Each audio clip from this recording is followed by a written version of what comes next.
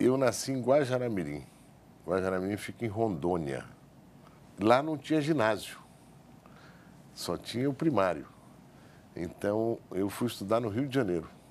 As famílias que podiam mandavam os filhos para fora para poder continuar estudando.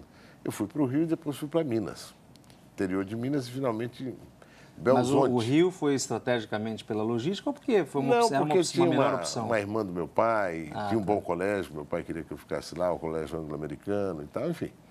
E depois eu fui para o interior de Minas, um ótimo colégio em Lavras, Gama, e finalmente Belo Horizonte. E em Belo Horizonte, 16, 17 anos, eu conheci a Dilma por, enfim, circunstâncias políticas ali, naquela época. Os estudantes eram muito Já tinha no ativos DNA, na a política conversa. no DNA. Já, já. O nosso interesse era um interesse político, mas era também um interesse intelectual. A gente gostava de ler. Sempre gostei muito de história, né, de literatura. E aí a gente ia se aproximando, pessoas que tinham gostos semelhantes.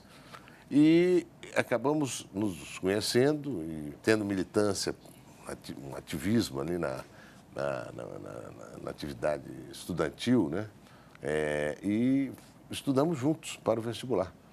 Eu muitas vezes estudei na casa delas. Éramos bons amigos e ainda tenho por ela estima. Imagina, a Dilma é uma pessoa de muita iniciativa, uma pessoa inteligente, que quer fazer o melhor. Eu hoje tenho uma posição mais crítica a ela, mas de qualquer maneira reconheço nela muito valor.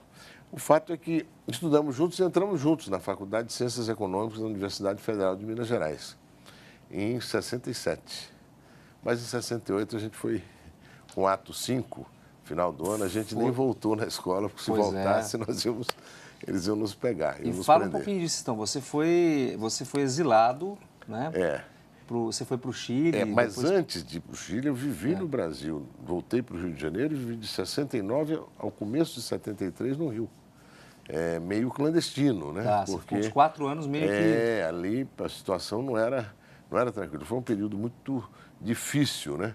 De um lado, você tinha, no meu caso, né? Uma perda de ilusão com aquela perspectiva de uma ação armada para derrotar o regime, né? Eu achava que nós estávamos muito isolados, né?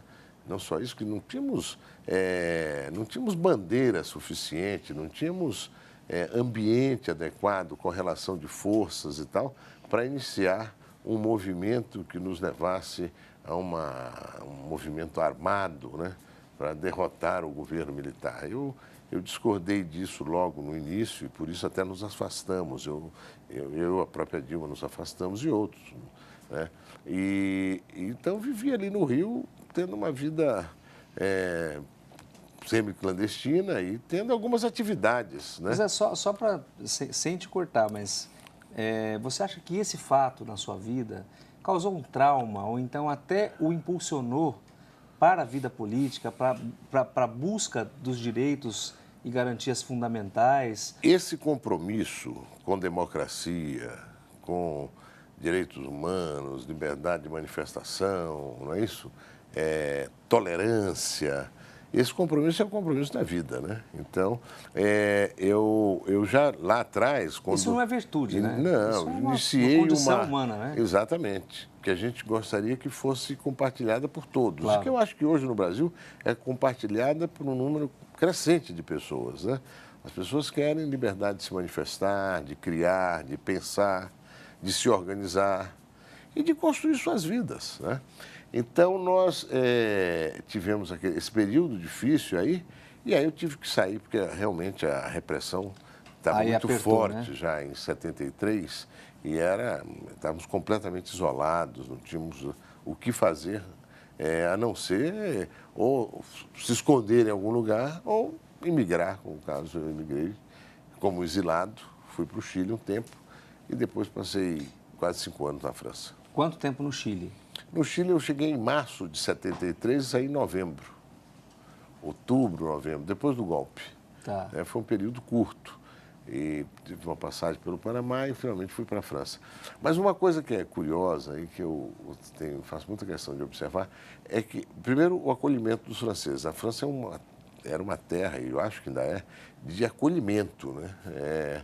Nós fomos bem recebidos, né? Adequadamente recebidos, o governo nos abriu as portas para continuar os estudos, para isso, enfim.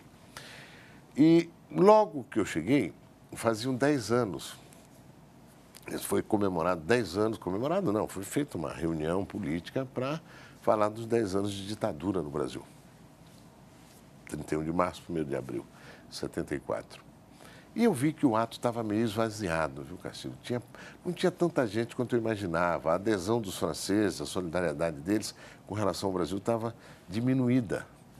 Até porque você tinha no Chile uma repressão feroz, na Argentina, no Uruguai, e também o desgaste etc. já de toda a desgaste e tal. da ditadura, né? E quando terminou o ato, eu saí com os amigos e falei, olha, eu acho que nós estamos errando.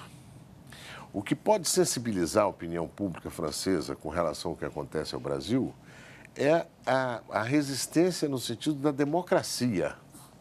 É o movimento feminino pela anistia, são os estudantes que estão começando de novo a se manifestar, pedindo liberdade, liberdade de expressão, de associação. Enfim, são vários os trabalhadores que estavam já, os operários, mais iniciativas no campo sindical. É isso que conta, que pode contar. E, com base nisso, nós acabamos criando um comitê de apoio à luta pela anistia no Brasil. Era isso que a opinião pública francesa esperava de nós. Nós conseguimos grandes padrinhos para nos ajudar nisso, aquele grande intelectual francês Jean-Paul Sartre, Monsieur Grande Riobé, pensador, filósofo. grandes jornalistas. E, a partir daí, esses comitês de apoio à luta pela anistia no Brasil se reproduziram em várias capitais da Europa. Replicou. Em Amsterdã, em Lisboa, pouco tempo depois, na Itália, na Suécia, enfim, em vários lugares. E isso nos permitiu divulgar bem mais amplamente o que efetivamente acontecia no Brasil, além, claro, da repressão, episódios em que houve mortes de pessoas, como no caso do Herzog, um jornalista, uns operários que foram assassinados aqui em São Paulo. Mas, nessa altura, já também repercutindo muito essa luta, essa ação que ia se tornando cada vez mais abrangente aqui no Brasil, pela democracia. Ô Zé, e ainda falando dessa sua trajetória, né, essa dificuldade toda, e realmente tem que ter muita força, né, e muito equilíbrio para poder viver num Estado, né, onde direitos e garantias fundamentais são tolhidos, né? Violados, tolhidos, enfim.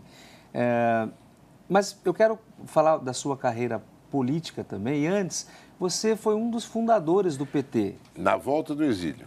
Na volta do exílio. Quando veio a anistia, voltei em 79.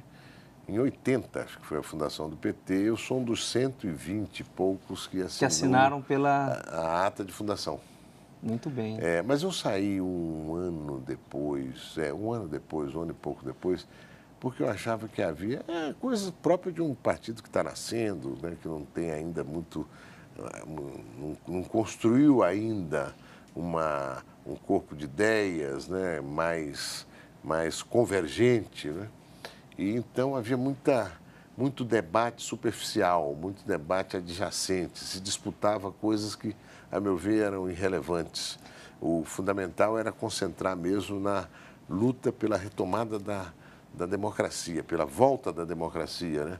E eu lembro que até cheguei a fazer um jornal com outros amigos, mas tinha gente do PT que era contra, aquelas coisas. E aí, finalmente, eu cheguei à conclusão que a gente perdia mais tempo em luta interna do que buscando adesão externa, né?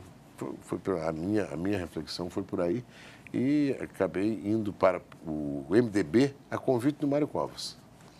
Que depois você trabalhou também Trabalhei no governo dele, né? Fui secretário dele. Nós vamos falar disso, eu quero falar de uma forma sistemática da sua brilhante carreira, né?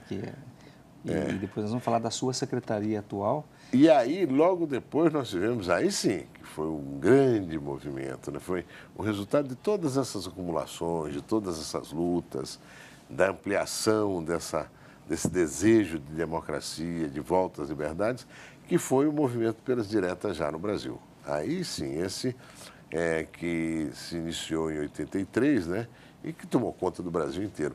Eu trabalhava um pouco, quer dizer, atuava um pouco na coordenação desse movimento, junto com vários outros companheiros do MDB e de outros partidos, mas eu estive muito presente nesse movimento e lembro aquelas coisas que você lembra com muito encantamento, né?